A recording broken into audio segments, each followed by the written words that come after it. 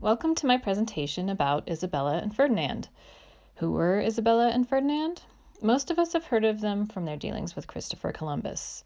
That was certainly part of their legacy, but they planted many seeds in history that are still impacting us today. They were part of the European exploration, colonization, and exploitation cycle still felt across the globe. Known as the Catholic monarchs, they were part of the religious wars that split the Christian church and cost countless lives. They united many territories that came to be known as Spain. They angled to have their children marry into houses of power across Europe. All of today's European royalty can be traced back in some way to Isabella and Ferdinand. Here is the family tree with the closest descendants of Isabella and Ferdinand. In this presentation, we will focus on the people and relationships depicted here. We will revisit this tree later on as well. Examining the passage of time through these individuals will create a picture of the complexity of this era of history. Isabella was of the Kingdom of Castile, which was northern and central, while Ferdinand was of Aragon, which was northeastern territory. They were second cousins. Their clan was called the House of Trastamara. They are credited with unifying separate territories into what is known as Spain today. Isabella and Ferdinand had 5 children that survived to adulthood. They were Isabella, John, Joanna, Maria, and Catherine. Isabella and Ferdinand arranged the marriages of their offspring very strategically, and subsequently all of today's European monarchs are connected to them. Their children, Isabella and John, had no surviving children. Maria married Manuel I of Portugal after her sister Isabella had died and made him into a widower. 8 of their children made it to adulthood. Maria died as a result of pregnancy in 1517. Joanna, also known as Joanna the Mad, was born in 1479 and died in 1555. She was imprisoned by her father and tormented by her mother for not adhering to Orthodox Catholic beliefs. Her father ruled as regent after declaring her insane, and her son ruled afterwards. She was imprisoned in a convent until her death. Catherine of Aragon married Arthur, Prince of Wales, but was a widow 5 months later. She then married Arthur's brother, Henry VIII. They had one surviving daughter, Mary. Henry VIII tried to annul their marriage and in the process rebelled against the Catholic Church, creating an Anglican church. Catherine refused to recognize a new religion or divorce. Henry VIII was the King of England from 1509 through 1547. He had 6 wives. The first was Catherine of Aragon. He divorced 2 wives and executed 2 wives. He executed many people throughout his reign, with estimates in the tens of thousands. Henry VIII achieved notoriety for having married 6 times. One of the most famous of his wives was Anne Boleyn.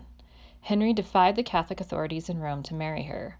Together, they had Elizabeth I, rival to the throne to Catherine's daughter, Mary. Henry had Anne beheaded in May 1536. This tree illustrates the Trastamara and Tudor lines intersecting. You might notice that they intersect on more than one occasion. This was not uncommon. Many royal houses were inbred.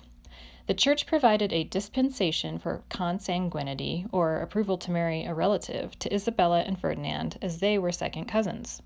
Before Henry VIII defied Rome, there was already a movement sweeping across Europe.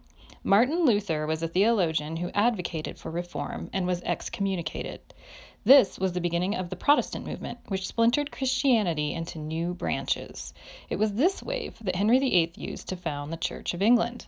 The split in the church resulted in an ideological war that cost countless lives. Protestants and Catholics battled and persecuted one another throughout Europe.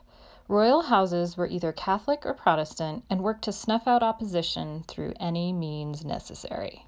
Isabella and Ferdinand established the Tribunal of the Holy Office of the Inquisition, also known as the Spanish Inquisition, in 1478. It was formed to establish Catholic orthodoxy in the Spanish kingdom. Jews and Muslims were ordered to convert or leave Castile. It lasted until the 1800s. Between 3,000 and 5,000 people were executed by the Spanish Inquisition. Charles V inherited Aragon and Castile, and thus was the first king of Spain. Through the Habsburgs, he inherited the title of Holy Roman Emperor. He also inherited from the Valois of Burgundy dynasty. He consolidated power over land to such an extent that his domain was called the Empire on which the sun never sets. Isabella of Portugal was the daughter of Maria, named after her aunt and grandmother. She married her cousin Charles, the son of Joanna. Through this union, she became Holy Roman Empress and Queen of Spain, Germany, Italy, Naples, Sicily, and Duchess of Burgundy. Philip II was the son of Isabella of Portugal and Charles V. He married Mary I of England in 1554. She died in 1558, and he then proposed to her half-sister Elizabeth. Elizabeth was Protestant, and Philip II was a devout Catholic. He later sent the Spanish Armada to attack the English Channel and was defeated by the Royal Navy. Mary I of England was the daughter of Catherine of Aragon and Henry VIII. She was a Catholic that sought to restore Catholicism in England after the reversal of her father. Mary I imprisoned her half-sister Elizabeth.